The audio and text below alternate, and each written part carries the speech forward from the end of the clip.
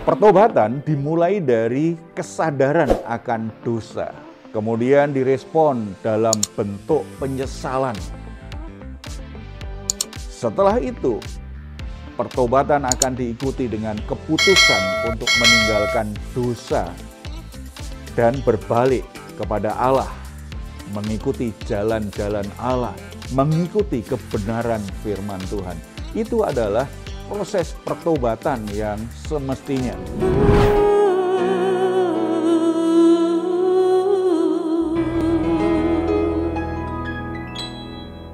Salam, God lover yang dikasihi oleh Tuhan Yesus, senang berjumpa kembali dalam program Raise and God malam hari ini bersama Diaspora TV.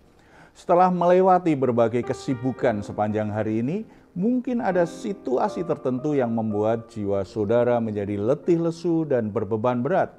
Apapun situasi yang sedang saudara hadapi, jangan pernah menyerah. Sebab Tuhan mengundang kita semua untuk mengalami kelegaan. Tuhan Yesus berkata, "Marilah kepadaku semua yang letih lesu dan berbeban berat, aku akan memberi kelegaan kepadamu." Mari kita hampiri tata kasih karunia-Nya, kita datang kepadanya di dalam doa. Bapa di surga, kami datang kepadamu membawa semua pergumulan kami, hal-hal yang membuat kami berbeban berat. Kami sangat percaya dalam hadirat Tuhan, kami akan mendapatkan kelegaan, pertolongan, kekuatan, bahkan jalan keluar yang terbaik untuk menyelesaikan masalah-masalah kami. Sebagaimana kami bersyukur atas pertolongan Tuhan di hari-hari yang lalu, demikian juga kami sangat percaya Tuhan juga akan menolong kami saat ini. Bapa, kami juga rindu akan firman-Mu supaya kami boleh mendapatkan hikmat, pertolongan, dan arah yang benar menjalani hidup kami. Mari Engkau berfirman, dalam nama Tuhan Yesus kami berdoa. Amin. Pertobatan dimulai dari kesadaran akan dosa, kemudian direspon dalam bentuk penyesalan. Setelah itu, pertobatan akan diikuti dengan keputusan untuk meninggalkan dosa dan berbalik kepada Allah, mengikuti jalan-jalan Allah, mengikuti kebenaran firman Tuhan. Itu adalah proses pertobatan yang semestinya.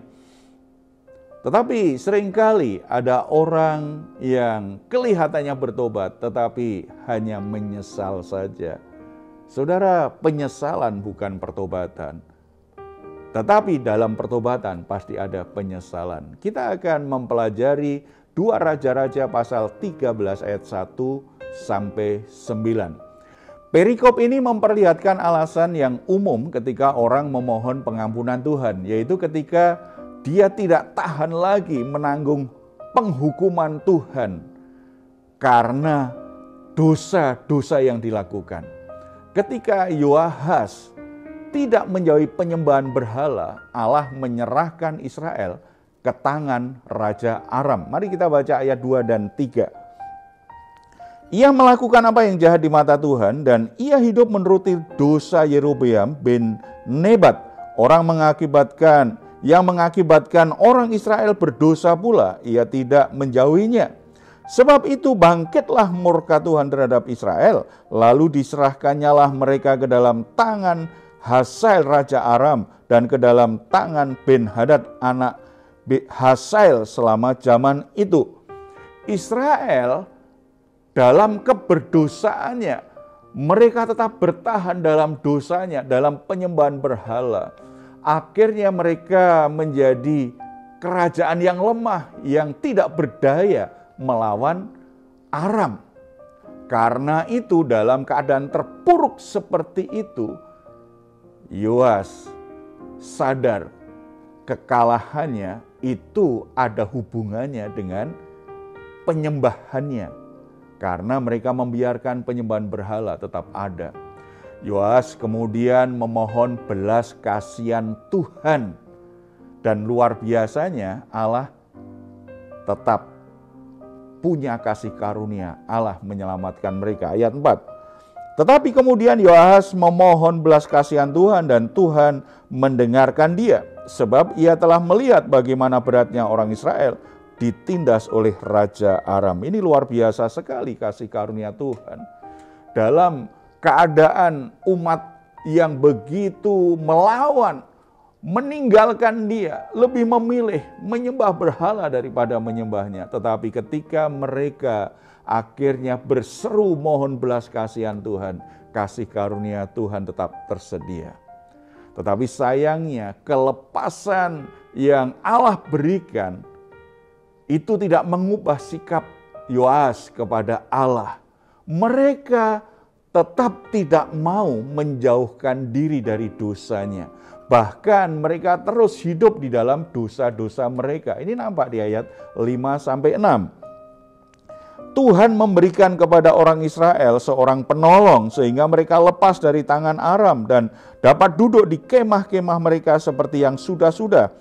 Hanya mereka tidak menjauh dari dosa-dosa keluarga Yerobeam yang mengakibatkan orang Israel berdosa pula, melainkan mereka terus hidup dalam dosa itu. Juga patung Aserah masih berdiri di Samaria. Saudara-saudara, sungguh sangat disesalkan sekali. Pertolongan Tuhan, keselamatan yang Tuhan berikan tidak mengubah hati mereka mencintai Tuhan. Mereka tetap bertahan pada dosa-dosanya. Suatu sikap yang sangat buruk sekali. Ketika mereka kalah, ketika mereka tidak berdaya, mereka menyatakan penyesalannya karena mereka sudah tinggalkan Tuhan. Tetapi itu hanya penyesalan, hanya ingin membujuk hati Tuhan supaya berbelas kasihan dan menolong Dia. Tidak ada keinginan, tidak mau mengikuti langkah selanjutnya untuk meninggalkan dosanya. Langkah pertobatan yang sungguh-sungguh. Sesungguhnya disadari atau tidak, sikap seperti ini seringkali juga ditemukan di kalangan orang-orang Kristen. Orang-orang yang rajin berdoa, orang-orang yang rajin beribadah, orang-orang yang bahkan mungkin rajin melayani. Ketika mengalami situasi yang buruk, ketika mengalami masalah yang begitu berat, ketika hidupnya terpuruk, gagal, dalam keadaan tidak berdaya, datang kepada Tuhan dengan penuh penyesalan atas semua yang dia sudah lakukan. Tetapi sebenarnya tidak ada niat bertobat. Penyesalan tanpa pertobatan terjadi ketika kita tidak hanya menyadari kita sudah berbuat dosa. Itu menyakiti hati Tuhan. Itu sesuatu yang salah. Sungguh disesalilah apa yang sudah dilakukan. Tetapi dalam pertobatan itu mestinya meninggalkan dosa. Tetapi penyesalan tanpa pertobatan hanya sebuah ungkapan takut kepada konsekuensi dosanya ketimbang dosa itu sendiri. Tidak senang dengan akibat dari dosa, tetapi tidak mau meninggalkan dosa yang membuat dia menderita.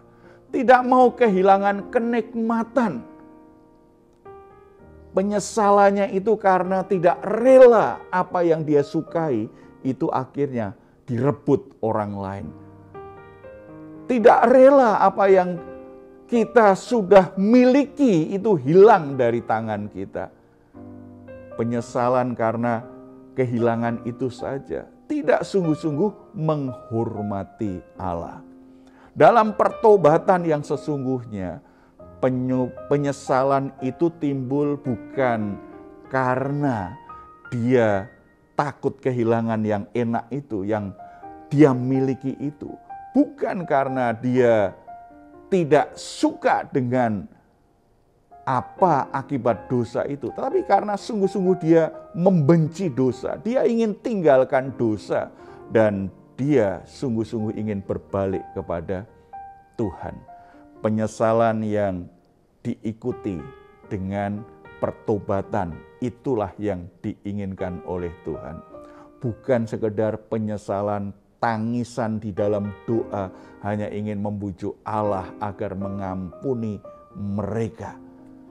Ini yang dilakukan bangsa Israel pada masa itu. Mereka melakukan praktek-praktek ritual penyesalan dengan menangis, dengan berkabung, menundukkan kepala, bahkan ada yang pukul-pukul dada untuk menunjukkan mereka menyesali atas perbuatan berdosa mereka. Ini hanya praktek pertobatan yang agamawi. Tuhan menginginkan kalau kita menyesali dosa-dosa kita, kita sungguh-sungguh ingin meninggalkan dosa itu dan berbalik kepada Allah. Satu pertobatan yang sungguh-sungguh, pertobatan yang lahir dari hati, yang setelah itu menghasilkan perubahan sikap hati, diwujudkan dalam perubahan sikap dan perilaku sehari-hari. Kita menangis karena menyesali dosa-dosa kita, sesuatu yang baik. Kita berkabung dan merendahkan kepala kita karena merendahkan diri mohon belas kasihan Tuhan, sesuatu yang baik. Tetapi itu semua harus lahir dari hati dan niat tekad yang kuat untuk meninggalkan dosa. Bukan karena takut dihukum, tetapi karena tahu bahwa dosa akan menyakiti hati Allah. Karena kita tahu mengikuti jalan Allah itu bukan sekedar mengejar berkat-berkat, tetapi karena sepenuhnya kita mempercayai Allah sebagai pribadi yang layak untuk disembah. Pribadi yang sudah menyatakan kasih-Nya yang begitu besar lewat pengorbanan Yesus Kristus di atas kayu salib untuk menebus dosa-dosa kita. Bagaimana dengan saudara? Apakah pertobatan kita sudah benar selama ini? Mari kita terus hidup dalam pertobatan yang benar itu. Jangan hanya sebatas ritual agamawi semata, tetapi biarlah pertobatan kita lahir dari hati yang mengasihi dan menghormati Allah. Dan akhirnya kita ikuti dengan perubahan dalam berpikir, bersikap, dan perilaku. Pertobatan yang benar, pertobatan yang sungguh-sungguh akan membawa pemulihan atas segala kerusakan yang terjadi dalam hidupmu. Mari kita bersatu dalam doa. Bapa di surga, kami bersyukur karena kasih karunia-Mu itu senantiasa tersedia bagi kami. Seringkali kami seperti orang-orang Israel. Kami menyesali apa yang terjadi bukan karena kami benci dengan dosa, tetapi kami tidak suka dengan akibat dosa. Seringkali kami minta ampun kepadamu bukan karena kami sungguh-sungguh menyadari dosa kami sudah menyakiti hatimu, tetapi karena kami tidak rela kehilangan berkat-berkat-Mu. Hari ini kami datang kepadamu. Roh Kudus menerangi hati kami, memperlihatkan dengan jelas dosa dan kesalahan yang masih mengikat dan bertahan dalam hidup kami. Biarlah kami datang kepadamu dengan kerendahan hati, mengaku dosa kami dengan penuh penyesalan dan bertekad untuk kembali kepadamu, meninggalkan dosa dan mulai komitmen ada di jalan Tuhan, melakukan kebenaran firman Tuhan. Roh Kudus, kuatkan hati kami untuk terus hidup dalam pertobatan-pertobatan setiap hari, sehingga kami boleh menghasilkan buah-buah pertobatan yang terlihat dari perubahan cara berpikir kami, sikap kami, perilaku kami, dan relasi-relasi kami, serta bagaimana kami mengelola berkat-berkat Tuhan. Tuhan, pulihkan kehidupan anak-anak-Mu yang sungguh-sungguh hidup dalam pertobatan. Rumah tangga yang berantakan, Tuhan pulihkan. Pekerjaan ekonomi yang kacau balau, Tuhan pulihkan. Pelayanan yang mengalami masalah berkepanjangan, Tuhan pulihkan. Terutama jiwa mereka, rohani mereka dipulihkan. Karena anak-anak-Mu sungguh-sungguh melakukan pertobatan dengan sungguh-sungguh. Sepenuh hati. Tuhan pulihkan, Tuhan kembalikan pada keadaan yang sebenarnya, keadaan seperti yang Tuhan sudah rancang dalam kehidupan kami semua. Terpuji nama-Mu dalam nama Tuhan Yesus. Amin. Jika saat ini saudara atau keluarga sedang mengalami pergumulan dan membutuhkan dukungan doa, di layar saudara ada nomor telepon yang bisa saudara hubungi. Tim doa kami akan mendukung saudara dalam doa. Silahkan jika saudara ingin memberikan komentar, tuliskan komentar saudara di ruang komentar yang ada di channel Diaspora TV. Sebelum kita berpisah, mari kita memperkatakan bersama-sama Mazmur 4 ayat 8 sampai 9. Engkau telah memberikan sukacita kepadaku lebih banyak daripada mereka ketika mereka kelimpahan gandum dan anggur. Dengan tentram aku mau membaringkan diri lalu segera tidur, sebab hanya Engkaulah ya Tuhan yang membiarkan aku diam dengan aman. Puji Tuhan, selamat beristirahat. Doa saya untuk saudara semua malam hari ini, saudara sungguh-sungguh boleh mengalami Rest and God. Tuhan Yesus memberkati kita semuanya. Salam. Hatiku siap.